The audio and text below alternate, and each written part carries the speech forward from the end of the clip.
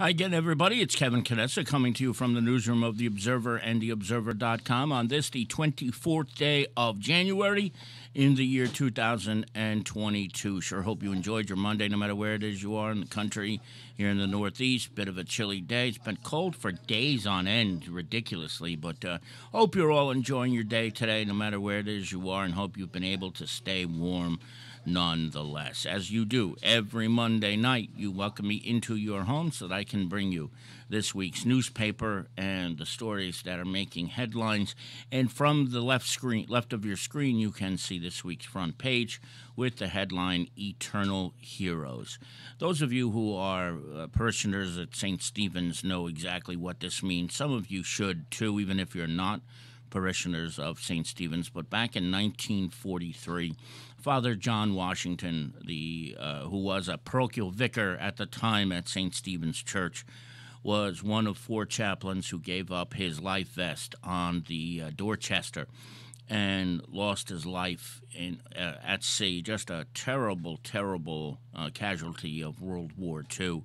And each year, St. Stephen's Church celebrates a Father Washington Mass on the first Sunday of February, which happens to be the 6th of February this year. And that celebration will be at noon, at the noontime Mass. But after the Mass this year, the parish, Father Joe Mancini, the pastor, will rededicate the Four Chaplains Monument, which has been on the lawn of St. Stephen's for 9 years already, believe it or not. And the reason they're going to rededicate it is because one of the Boy Scouts, Joe Drefko, was doing his Eagle Scout project, and he was thinking about things he could do, and he noticed that the statue was already getting weathered from the elements, which is really unfortunate. And it was a darker color, it was a golden tint to it, a bronzish tint to it when it is at its best. And Joe Drefko and some of his fellow scouts together spent almost 420 hours refurbishing the monument to the Four Chaplains, and it just looks fantastic now. And it's an absolute gem of a statue anyway. But they're going to rededicate it after the noon Mass, weather permitting, on Sunday, the 6th day of February, after noon. Okay, so Father Joe, through Nancy Waller, who is a longtime parishioner, she and her husband Jim, great family, and Nancy's been involved with Father Washington Mass for years. In fact, it's our annual time to get caught up, Nancy and me together, whether it's on email, through the phone, whatever it is. And she wants everybody to know that you are invited to attend the Mass. If you have not ever been to the Mass, it is something to behold, because there are bagpipers, there is a veteran's presence. Of course, unfortunately, there are so few left from World War II, and so many people who, I'm going to explain this, 10 years ago, my friend and colleague Ron Lear wrote a story about Father Washington, who he was, how he died, and who he was with at the time of his death. And he quoted two people who are no longer with us. Now, we're rerunning the story with an addition to it about Drefko's project, but in the story, he quotes two people who were very, very dear to St. Stephen's. John McLaughlin, the retired judge, who was also a former trustee at St. Stephen's, and Paul Chalvoy, who we lost just a couple of years ago as well, who was a longtime parishioner and usher at St. Stephen's. And they actually all knew Father Washington. They served Mass for him at St. Stephen's, believe it or not, going back to the early 1940s. And unfortunately, they're no longer with us. So the bottom line is, I love the story that Ron wrote. It was certainly worthy of reminding people who Father Washington was, and as a reminder of the Mass that's upcoming, and also the great work that Joe Drefko did on his Eagle Scout project. So I hope you'll check it out.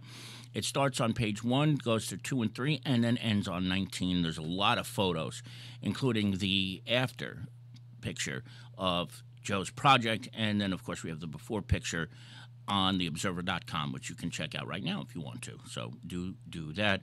And if you've never been to the Mass, give it a shot. It's just I get chills just thinking about that Mass because of the pomp and circumstance that goes along with it. And Father Joe has done everything in his power to make sure that the legacy of Father John Washington remains, and here we are. 79 years after his untimely death, still remembering him. And thanks to his efforts, there is this Mass every year, which started before Father Joe, but it continues, and the memory of Father John Washington will last forever, and that's why he is known as Kearney's eternal hero. As we move on to other things in this week's edition of The Observer, in Harrison, good news. Currently, there are 30 police officers in the Harrison Police Department, and because the town council and the mayor introduced an ordinance to change the table of organization, Harrison will now be able to have as many as 44 police officers. When you think about this is a long overdue move, and it's great that it's happening because think of a couple of things. Number one, the town is sandwiched in between two major metropolitan cities in Newark and Jersey City, and relatively low crime rate regardless of that notion. But there's also been, as you know, significant hike in the number of people who live here. At the last census, it was, 2 censuses ago in 2010, there were about 13,000 residents, and now Harrison had the biggest explosion in population to about 19,000 residents. There's a dire need for new police officers, and I'm very happy for Chief Dave Strumolo, who I'm sure this will make his life easier. They're not going to just hire 14 new cops. It's going to happen gradually over the next couple of years. But read the story from my buddy Ron Lear, and you'll get a better sense of what it's all about, and it will make Harrison that much safer than it already is. Check it out on page number 4. This week's editorial is a column, actually, that I wrote. And in it, I think back to what Mayor Dan Prunty of North Arlington said a week ago when he went to Facebook and announced the tragic death of that young baby on Schuyler Avenue a few weeks ago. And in his words, he admonishes everybody to do something that many people, I think, take for granted. And it may seem very, very simple, but it is if you hear something or if you see something that may be domestic in nature, we have the obligation to speak up. People don't want to for whatever reason. I understand that. But who knows, maybe if somebody had heard something or if somebody had seen something and said something, who knows what we'd be talking about today, maybe something very different. But Mayor Prunty is a retired police sergeant from Montclair. He gets it. He always has. And this is one of those areas where he couldn't be more right. You see something, you hear something, you've got to speak up and not fear what any possible consequences are. Not just in the case of domestic violence, but anything involving children, abuse, anything of that nature. As we move on, a 27-year-old from Kearney, his name is Giuliano Gross, was arrested by the FBI for his role in the January 6, 2021 riots on Capitol Hill. He was down there with his mother, and when they first went, they went to a rally that the president at the time had, and then he took a walk over, not with his mom, but by himself, and is now charged with breaking into the United States Capitol. There are surveillance images and TikTok videos of him walking around, and there are quotes of things that he supposedly shouted and screamed while he was in the chamber of the United States Senate, and now he has been charged by the Federal Bureau of Investigation.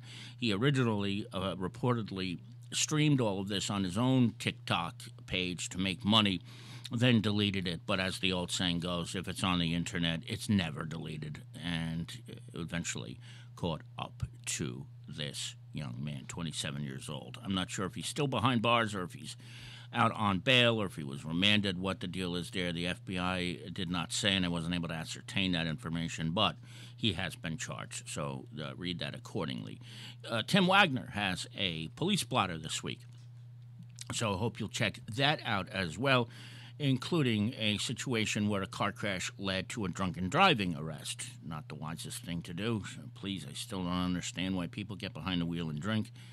With Uber and all those sorts of things available, ride sharing. In Belleville, the mayor and some members of the council raised a flag to honor Reverend Dr. Martin Luther King. So you'll check that out. Also, this is sort of big. Brandy Lee Miller has become the president of the West Hudson Arts and Theater Company, and she will take over for the founding president, Councilman Jerry Facito, who goes on to be founding president emeritus, a very fancy title for our friend Jerry Facito. And if ever there was somebody who was just destined to become the second president of Watt, it's Brandy Lee Miller. So congratulations, Brandy. We're so happy for you. We know that Watt is in good hands under your soon-to-be new leadership. And I don't know why Jerry decided he was going to take a step back. Maybe it's because he's involved in 600,000 things during the course of his life now. He's retired, but he probably does more than when he wasn't retired. So it's good for him. He's one less major thing on his plate. But when you think about what he's done since 2010, getting Watt off the ground in a community not exactly known for being a hotbed of the arts scene, to what Watt has grown into now, man, you can't say enough about what Jerry has done. Brandy will have very big shoes to fill. She's more than capable of doing it. But, Jerry, congratulations on your quote-unquote emeritus status and retirement. Well done, my friend. You did a great job over these last 12 years. We have some Dean's List announcements this week as well. So if your kid was on the Dean's List and the college sent it to us, we've got a whole bunch of them from all over the country this week. So you'll check that out when you get a chance as well. And Kearney High School is going to be celebrating its centennial. And it's hard to believe it, but yeah, Kearney High's 100 years old this year. And Patricia Blood, the school district, and the Board of Education are having some events the first weekend in February, and the public is invited to attend. So I hope you'll check out page number 19, where we have an explanation. Excuse me, that's page number 15, where we have an explanation of all the things that are going on to celebrate the 100th anniversary of Kearney High School.